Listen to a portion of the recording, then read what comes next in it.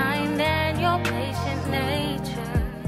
Hey guys, welcome back to my channel, Strands of Grace. Thank you once again for tuning in. So today I'm going to talk to y'all about why I stopped trying to be content in my singleness. And I know this may be like an odd thing to say because we're always hearing about being content. You know, once I started being content, this is when this happened. Or once I started being content, I was much happier. All of this kind of stuff. And I honestly, it was something that I strived for such a long time. And it was something that I also taught. But I realized that I needed to stop trying to be content in my singleness. So a lot of times when you're trying to be content in your singleness, you're trying not to think about it so much. You're trying to focus on the Lord. You're trying to get busy. Like when people say, you know, put your hand to the plow, get busy in ministry, do all of this kind of things. And yes, you should definitely get busy in ministry. And yes, especially when you're single, you have more time to devote yourself to the work of Christ. I definitely support doing that. And I try to do that as well as much as I possibly can, because I know that there's no other season ever that I'm going to be so free to do the work of the Lord, like so dedicatedly. Is that a word? I don't know. Okay. But I noticed when I was putting my energy in trying to be content, I wasn't content.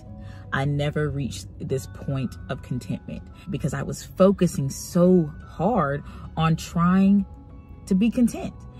I was focusing so hard that I actually wasn't focusing on the Lord. I was focusing on trying to be content and putting all of my energy and putting all of my thought life into not thinking about a husband or to not thinking about a certain man or to not thinking about having a boyfriend. And in me trying to be content, I was actually glorifying that thought in my life. So I noticed that it was having an effect on me that I didn't want it to have. When I stopped trying to be content, I actually started to be real with myself. And it took me a while to be real with myself because personally for me, yes, marriage is something that I desire, but some people actually talk about it so much. Like they're always talking about how they want a husband. They're always posting like different memes and, you know, just quotes and stuff on social media. And it's like, you can clearly tell that that's what is on their mind. It's just being a wife and finding a husband.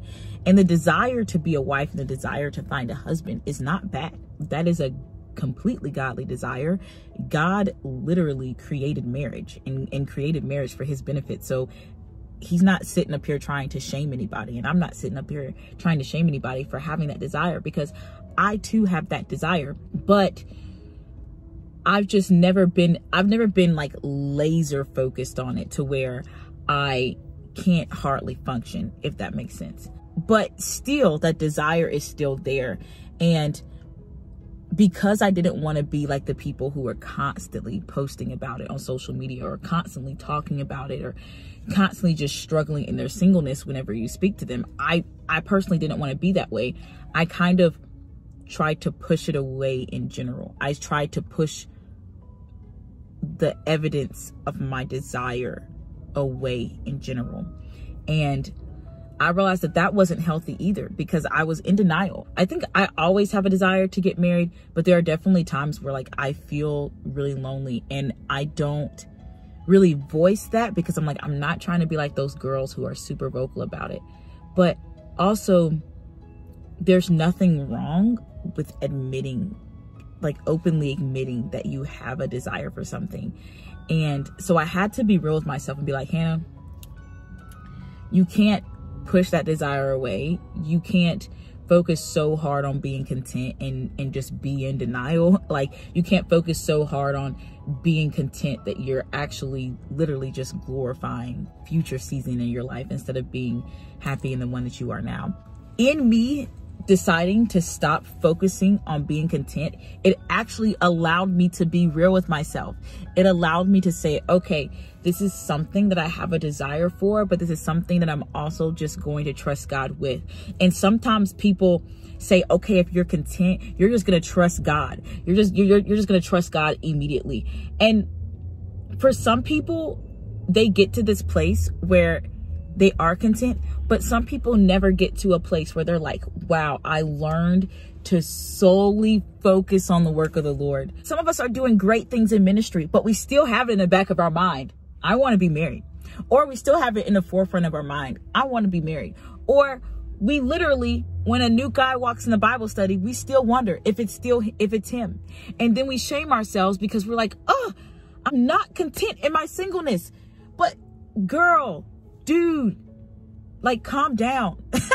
It's crazy how much we're on the right track and we do things for God and we are devoting our life to God, but because there is an area of life that we haven't entered yet, that we want to enter and that we would like to enter in the near future, we feel kind of like shamed for actually having that desire, and we kind of internalize it like, oh, I must not be doing enough, or I must not be pleasing God enough, or God must not be enough because I have this desire, and this desire that may seem overwhelming sometimes. I stopped trying to be content because it was way more exhausting than actually just admitting that this is a desire that I have, and it's a desire that's in the forefront of my mind a lot of the times, but I'm still going to pursue the Lord no matter what.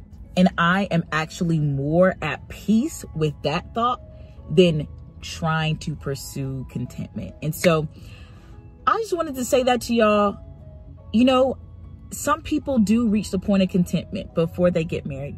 And then some people are just like, you know what? I have this desire and I'm going to keep focusing on the Lord no matter what, but I still have this huge desire, and that is okay.